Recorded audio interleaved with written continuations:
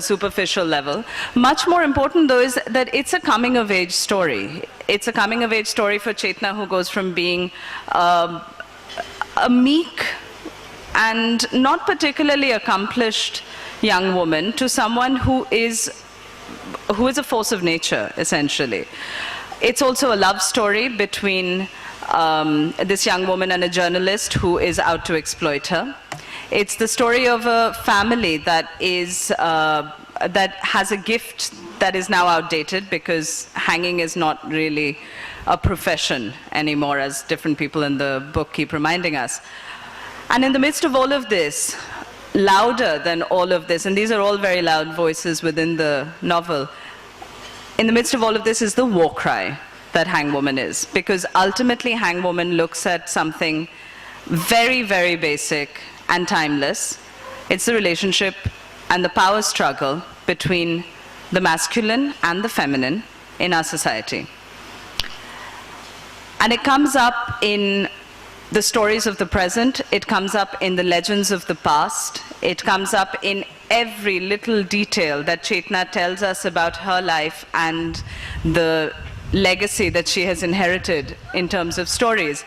Stories that span people like Connor, stories that look at history and pick up events that you are familiar with and then show you one little imaginative angle, which is not entirely true, but not false either, because the women's histories have not been recorded always quite as they should have.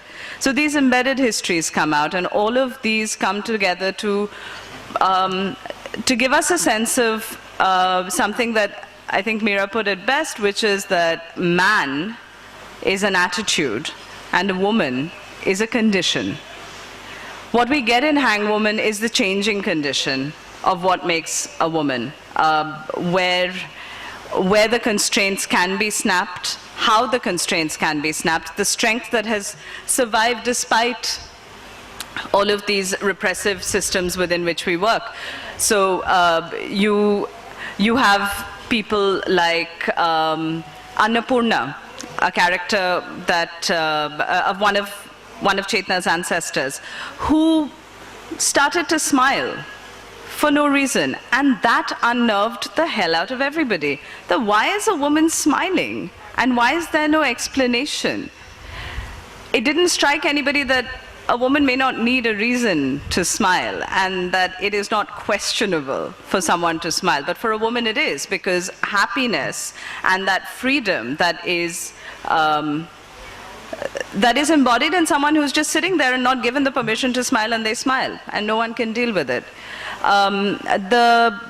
The stories of different avatars of Durga, of Shakti, they show up in different places. There are goddesses who live in the fringes of acceptability, like the snake goddess Manusha, who is Shiva's illegitimate child.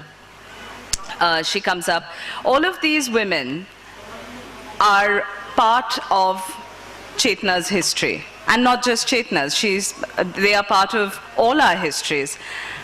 And what you get as this story starts picking up is an understanding of how many vectors are at play when you talk about the idea of a woman. Pretty early on, you realize that there isn't much suspense in terms of how this novel is going to end. Chetna is going to hang a man.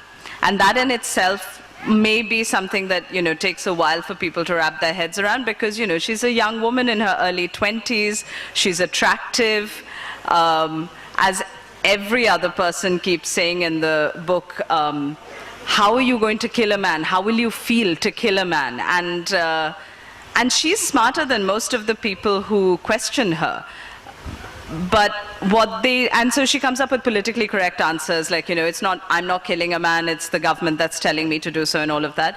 What they don't glimpse is that she's really looking forward to it, because she's got that bloodlust of her family, the madness that is part of being someone who hangs somebody else. And at one point in the book, she says that there are two reasons that our family has continued to be hangmen and 2 hangwomen. There are 2 hangwomen in that family, including Chetna. One is fame, and the other is the strength of knowing that they can do the one most fearsome thing that a human being can do, which is take a life, and take a life without guilt.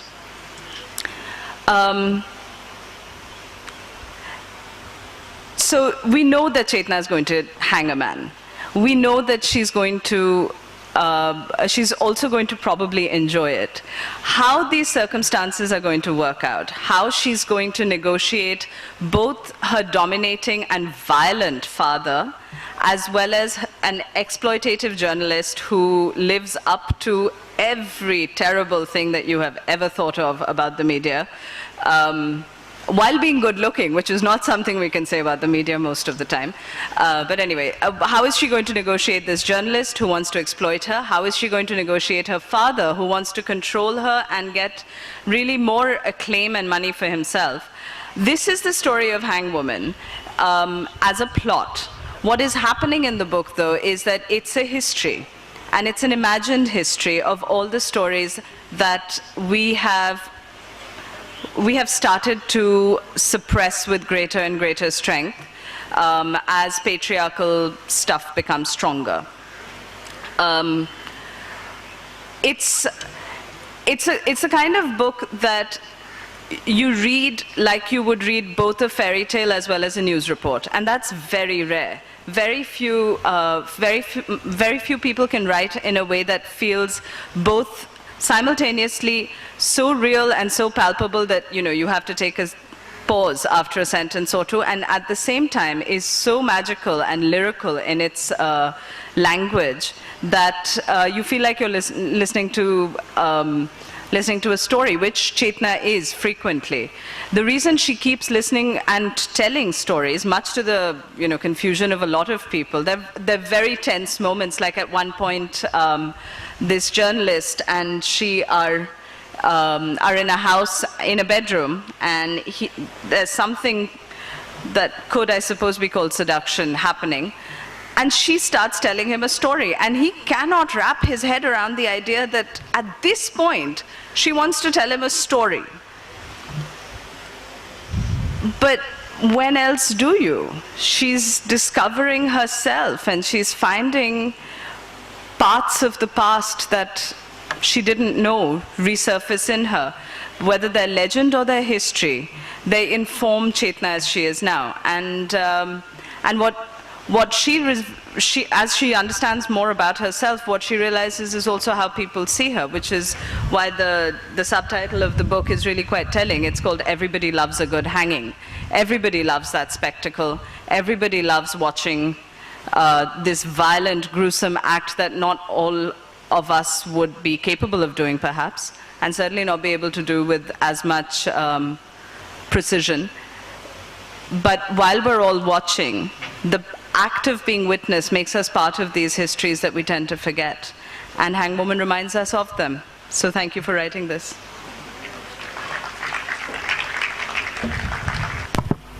Thank you so much, ma'am. We now invite Mr. Karthikeya Ambardar for reading an extract from the book Hangwoman. I was sitting on a wooden chair near a barred window in a small room of a 200-year-old building, the lime peeling off its walls, comparing the written draft with the first proof on the writing board. I was correcting the errors in ekla chalo re, when 2 hands slid under my armpits and spread themselves on my breasts. Because the stink of the pan and the reek of sweat invaded my nostrils suddenly, I knew it was Maruti Prasad, Anjaneya's son, without even looking. I turned around calmly and gazed into his eyes. I was neither fearful nor nervous. Instead, laughter bubbled up in me. Setting aside the writing board, I stood up. Like all the other Gridha Maliks, I too am unusually tall and have a strong, well-built frame.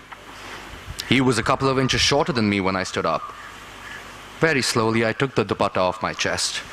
He gawked greedily at my breasts.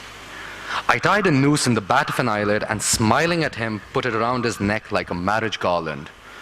Before he could pull me closer, I had tightened the noose, passing the other end of the dupatta through the window bars and pulling it tight.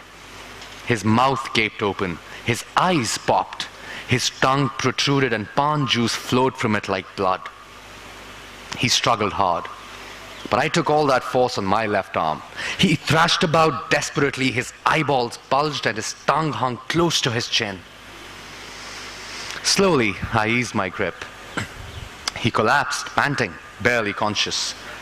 As I helped him sit against the wall, I remembered Father.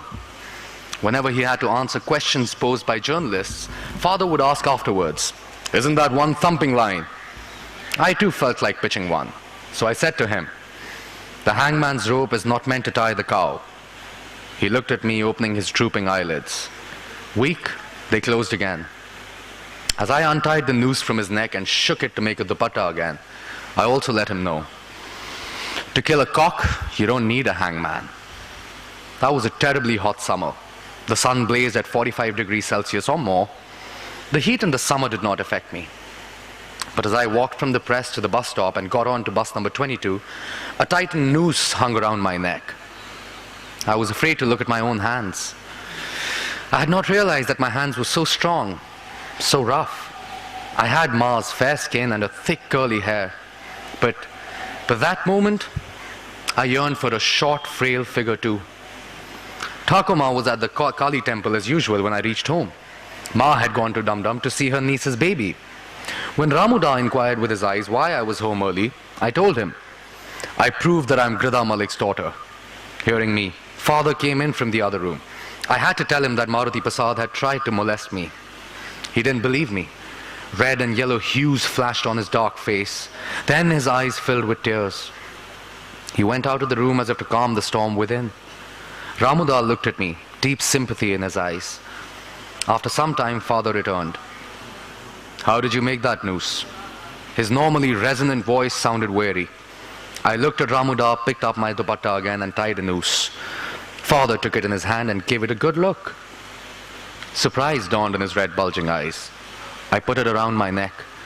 When he pulled its tail, it tightened. I leapt up, writhing. A smile spread across Father's face. He let go of the tail. "Yadav's tongue must have stuck out," he asked. I rubbed my neck and nodded, still panting. It was then that Father put his tobacco-stained index finger on the point below the chin and above the depression in my neck and showed me the correct spot. This is its spot. If it moves up or down, the condemned will die flailing and thrashing. That's disgraceful for a hangman. He loosened the noose from my neck and threw the dupatta at me.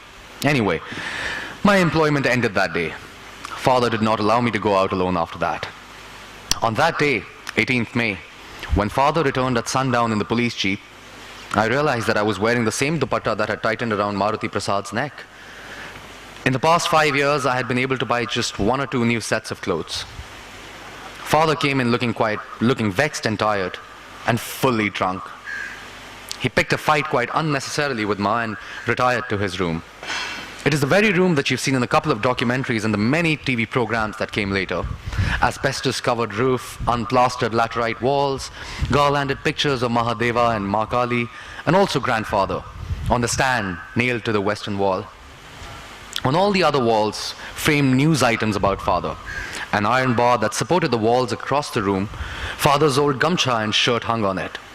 As he stretched out on the narrow wooden cot in his threadbare lungi, Father looked as if he was wearing a white vest because all his body hair had turned white.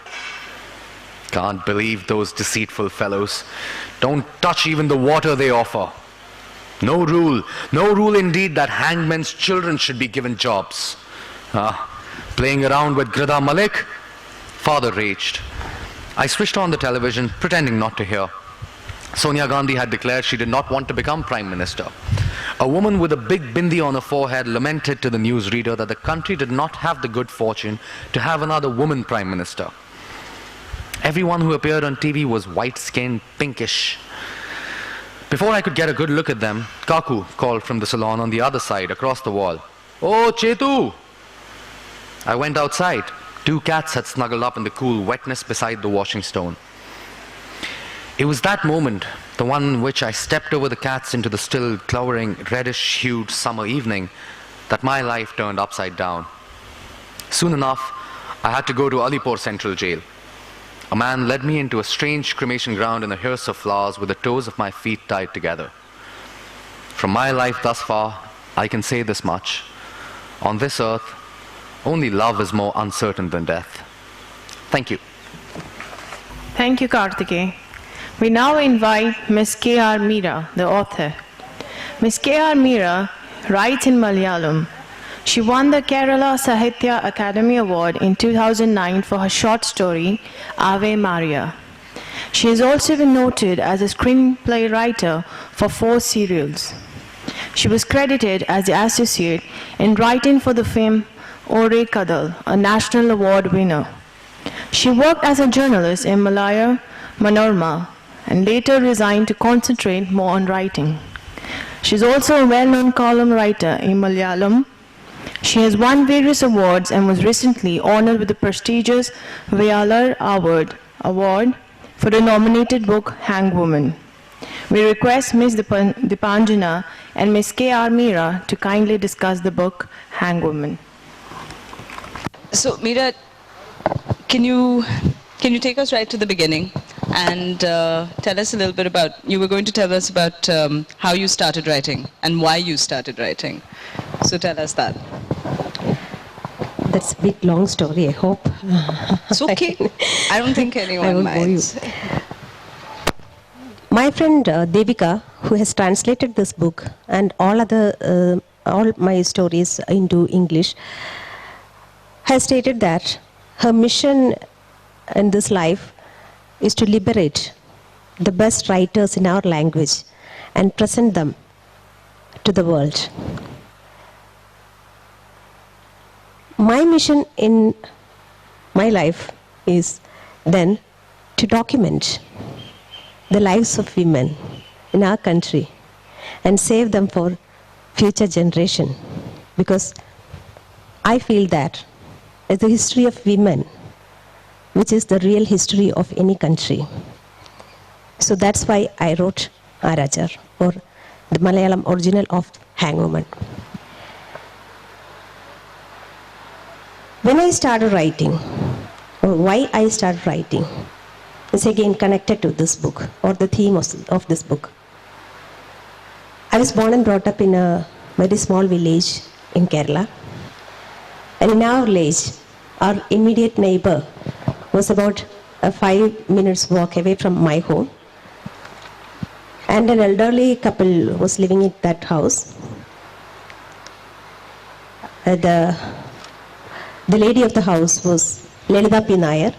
Her husband was 2 times MP. He was from the communist. He won because of the support from Communist Party. He was a member of parliament during the days of Nehru, and both of them were there. And we used to visit, myself and my sister used to visit this house.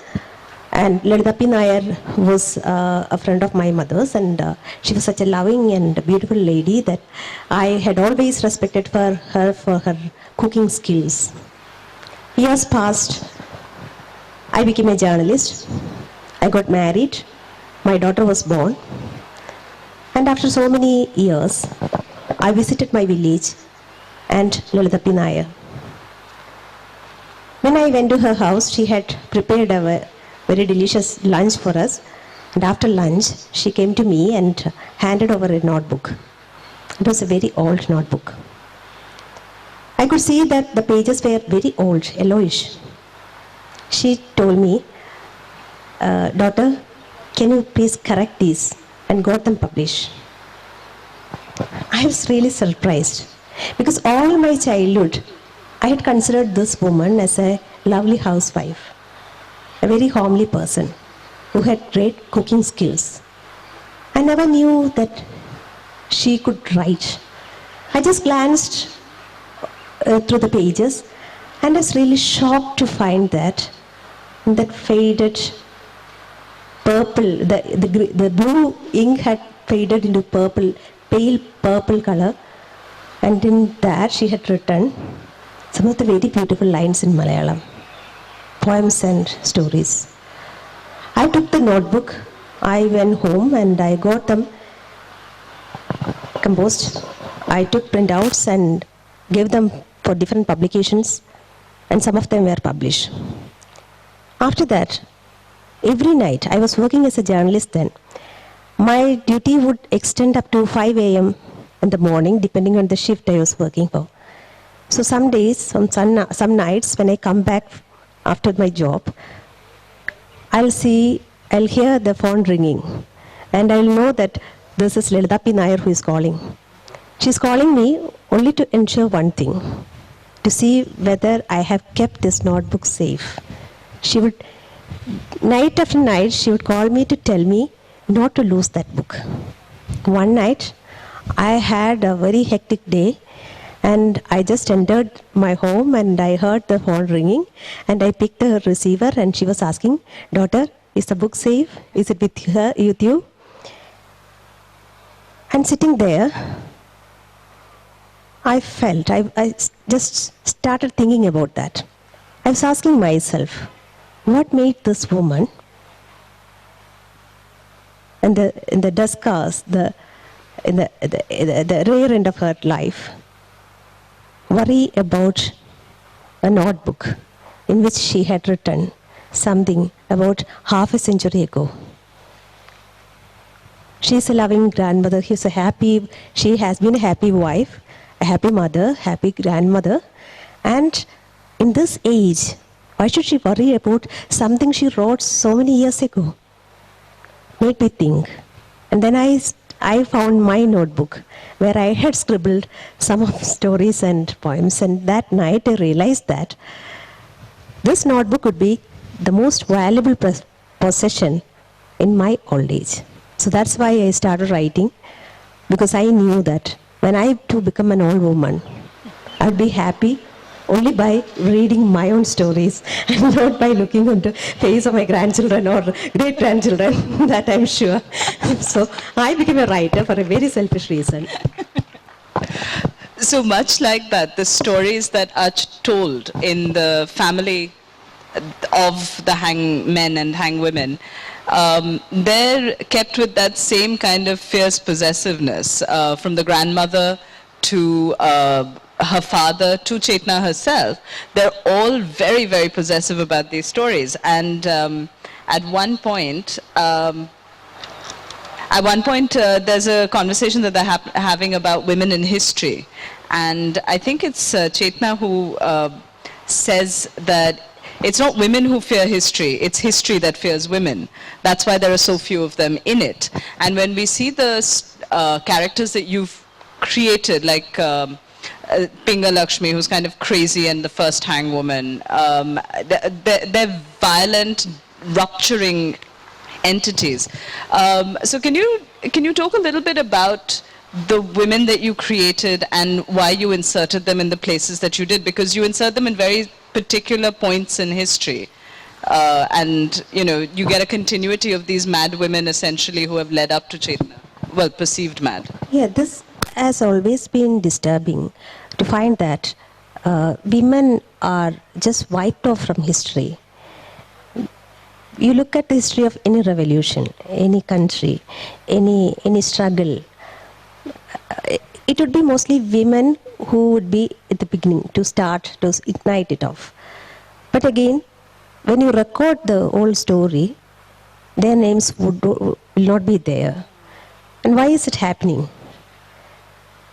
So this is something which inspired me to look into our history, our country's history, and find out that the women who have lived in this country, who have been rendered invisible by the documenters.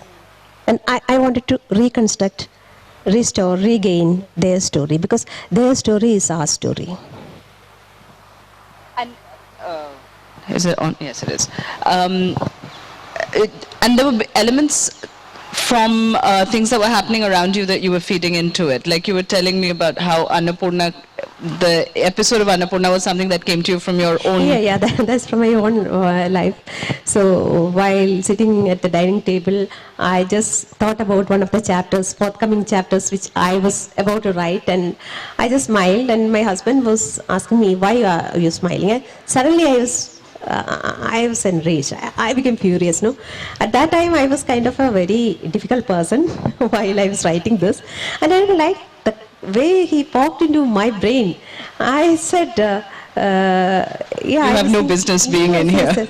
So from that only I got the idea for that, Annapurna, and we can't. It always strikes us whenever we move out of the house, when we work in a place. We are answerable. As we all women are answerable to the outside world, where you are going, what you are doing, why you are doing this, and that's a difficult condition. No, we are not. We are entitled to full citizenship, and we are denied. Yeah, but there's an illusion of complete citizenship, which you're not allowed to look beyond the illusion if you're a woman, essentially. And it comes out a lot in Chetna, more than the earlier sort of legendary and historical characters that you put up, because she's being held up as the symbol of Indian strength, Indian women's strength. She is if she does get to do the hanging, which we pretty much know that she will, then she would be the first woman to do so. So the news channels constantly emphasize that she's the symbol of Indian women's strength, that she's the symbol of Indian women's respect. And the moment she goes home, she has no agency at all. Even when she's off camera, Sanjeev, the journalist, is saying what she should wear, how she should be dressed. When she comes home, her father's telling her that you can only say this much, you can only go there. Like, the constraints that she's working in are incredible for somebody who's supposed to be an image and symbol of strength. So, but that's the truth. That's the stark reality we have around us, no? Because we talk so much about women empowerment, and we find that we are completely negating that, or completely shattering that notion once out of kind of media attention. We are just, it has been reduced to a politically correct statement, and in reality it's very different. So tell us a little bit about the media and the role it plays in Hangwoman, because it's a there are two non-human characters, for me at least, in the book. One is the city of Calcutta, which we will get to, and then there's the media, symbolized in different characters in different ways. But can you tell us a little bit about it? Yeah, I have made, conceived the character of Sanjay Kumar Mitra as a journalist for a very particular reason, because people like Chetna and women at large are, they consider media as their last savior, the kind of the final destination or final door which will open them to liberation. But what actually happens is just the opposite. So I just wanted to bring out that kind of false notion we have been nurturing so far. And the interesting thing with Sanjeev is that he doesn't always seem to be doing it only to exploit her. I mean, there are certain things that as he points out, there are certain advantages that she's getting. And as I think she also points out at one point that Chetna wouldn't have got the idea of being as emphatic as she ends up to be, had it not been for this symbolism that was placed upon her. It kind of, I'm going to... Yeah, surely media opens a big door for her. As you can see, I'm trying to defend my tribe, but anyway. It helps her to evolve. It helps her to grow up. It opens a new world for her. But still, in the end, she finds out that she was again kind of being used. And in contrast, you have the Bhavishya, which is a magazine brought out by a former politically active gentleman. And it has nothing by way of circulation. It has no money at all. I mean, giving 100 rupee raise is a very difficult notion.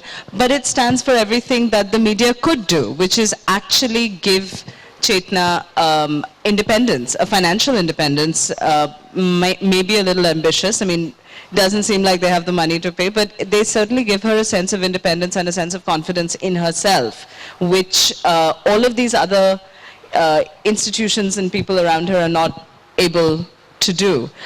So the hanging that you have at the end, the almost hanging that you have at the end, how did you come up with that? That's a big question. I knew that I was going to hang Sanjeev Kumar Mitra, but I was not sure how it would take place, because the novel was set in between so many days, and there was the time constraint for the plot to develop. So just for those who haven't read it, the whole novel essentially takes place over 2 months. So if Sanjeev Kumar Mitra had to commit a crime and therefore be hanged, then we'd have to wait about 10 years, which was clearly not as long as you wanted to wait to give him some justice. So, but I think that's something which I am proud of myself as a writer. The way it evolved, I don't want to give out. So, because people won't read my book then, no? No, they'll read your book anyway. But it's a beautiful scene also because of the eroticism in that episode. I'm going to read a little bit of it without giving too much away. Because,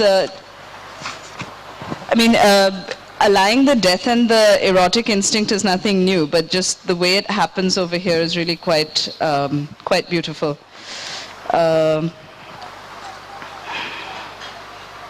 So out of nowhere, she decides that she's going to... there's a fake gallows that have been set up in the TV studio. And there's one guy who volunteers himself to be hanged. And she says that the rope isn't long enough for him, and it would actually suit Sanjeev, her ex-boyfriend, I guess, at this point. It would suit him better. So she says, Sanjeev Kumar Babu, would you please step a little closer? I lured him with the noose as if it were the marriage garland. When he came closer, the memory of the ruined mansion where the Bankolmi, the Ramsar, the Angulata, the Charulata stood blooming rose up in my body. I ached for his embrace. My ears yearned to hear him say, I will be with you till death. When I took the glasses off his nose, I whispered, I want to fuck you at least once. He turned pale. Babu, take off that tie, please. He undid it with trembling fingers. I tied his hands behind his back with it. It was I who undid the first 2 buttons of his shirt. I touched the hollow of his bare neck with a finger. This could almost be 50 Shades of Grey if it was not for the fact that she's looking for the vertebrae that she wants to crush. So yeah. The thing, we were talking about the translation and also earlier. Actually, this is one part which I found very difficult to translate, because Sanjeev Kumar Mitra tells Chetana in the beginning, in Malayalam it is, he says, I want to experience you, anubhavikya. So in Malayalam, that's a decent word for the, instead of that F letter word. But then in English, there is no such usage as experiencing a woman, no? In Malayalam, it is possible. And that experiencing word... That's a genius phrase, that experiencing is possible in Malayalam, but not in English. Experiencing a woman is... It gives out all the aggression, the kind of malice, the venomous attitude, the attitude which we were talking about earlier, brings it out. It is all manifested in that word. But unfortunately, there is no equivalent word in English. So what he says is this: I want to experience you.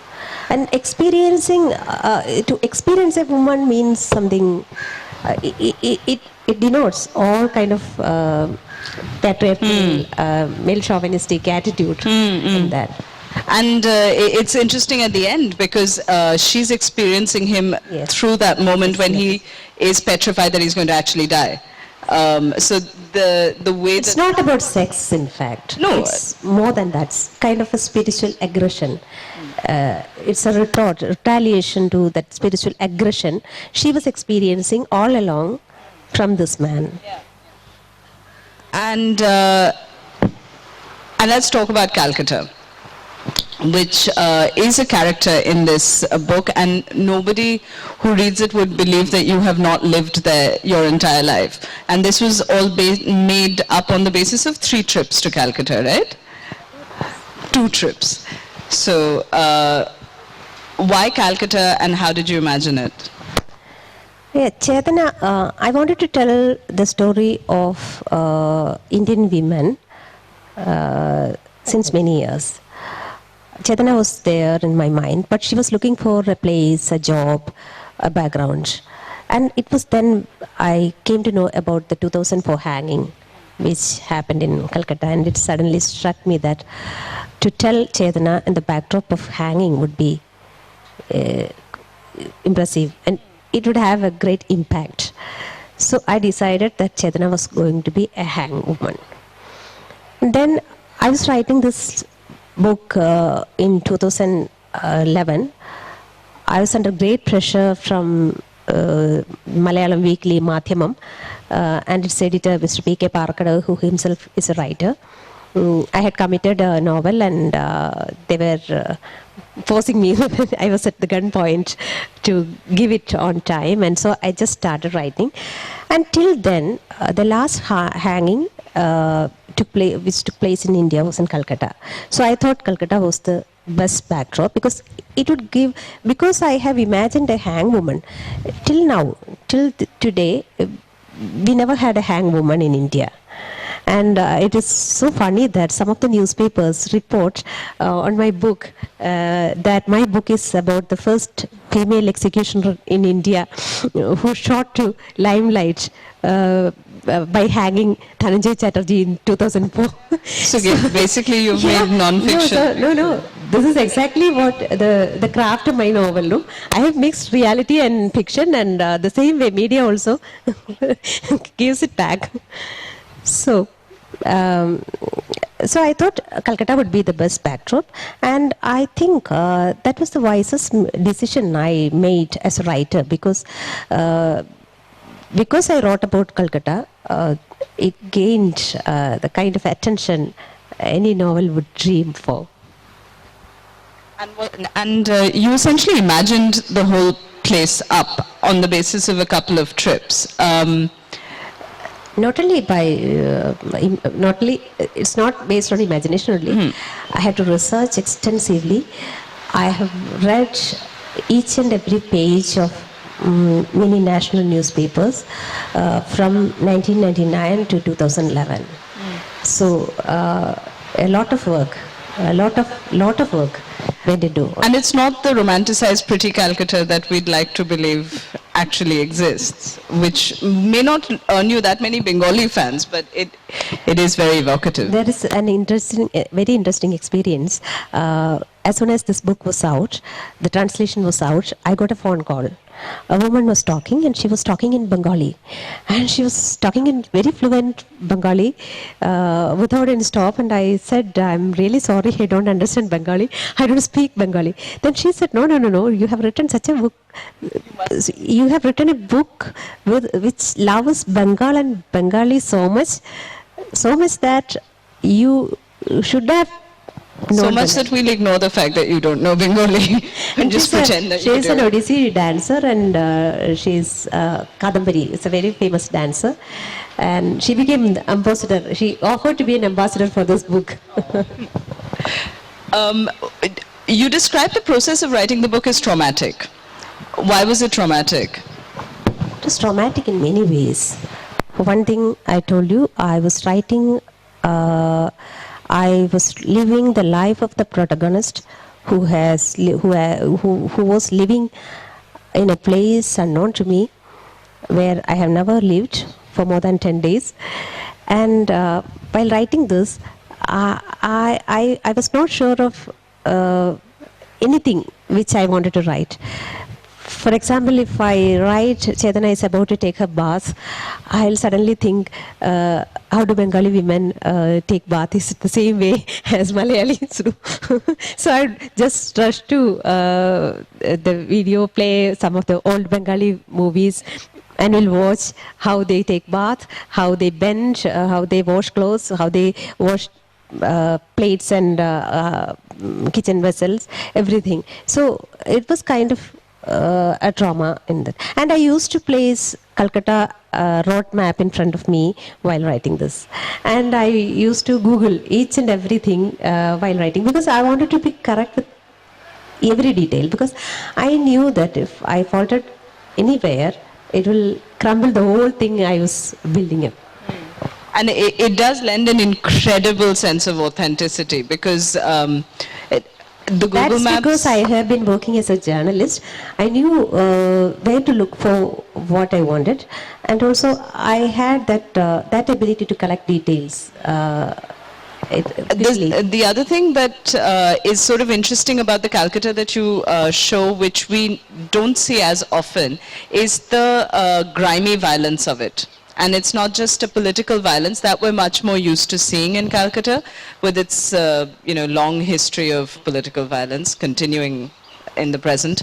But it's everyday violence. It's a violence that's sort of crept into mundane affairs. And so the chopper and these hacked limbs and these hacked bodies and the death and the goriness of it is something that we don't generally associate with Calcutta at all. So you've got the Rabindra Sangeet and you've got these hacked up bodies, which is unnerving at the best of times. Can you tell me a little bit about Chetna's brother's character? It's Ramuda. Ramuda has been a silent spectator to all these things, and he has been a victim of the violence, for which he is kind of the representative of all the common men, the poor people of Calcutta, who had no control over their destiny. And his violent death was also like that, no? The death is absolutely haunting. In that, family, media, everything is involved. Yeah, and there's that gold coin that there's a gold coin that has been passed down generations. And in the hunt for that gold coin, all sorts of crazy things come out. Secrets that Chetna's not aware of, violence that you would never anticipate a family could wreak upon one another. Do you feel that the family, because in many ways the history that they have is unusual, right? This being able to, even the pride that they have at saying that they are older than Bharat, being able, whether it is actually a family lineage or drawing historical figures into their family history, it's not a very normal history. And yet at the same time, it's a very regular middle class family. Would you say that they're exceptional, or would you say that they're normal? I would say that normal. It's normal. And the pride we have in our lineage is often a very vain pride, no? It's very hollow. It's very shallow. And I wanted to bring it out too. And it's ironic because, I mean, I'm not sure how much of Malayalam literature gets translated into Bengali. I doubt it's too much, like you said. I think I have heard, I am not sure, but I have heard that the Bengali publishers are not ready to open doors to other languages, regional languages. It's very possible. They are ready to welcome English novels, English translations, but not from other Indian languages. Yeah. They have that superiority complex, no? They Of consider course. their language and their literature superior That to all said, others. they adore your films. Like, you know, you could have a small temple for Adur, I think, in Calcutta, and Aravindan as well. I suspect. So, yeah, it's not equal, but it's there. There is worship. I think we're good. Thank you. Thank you very much.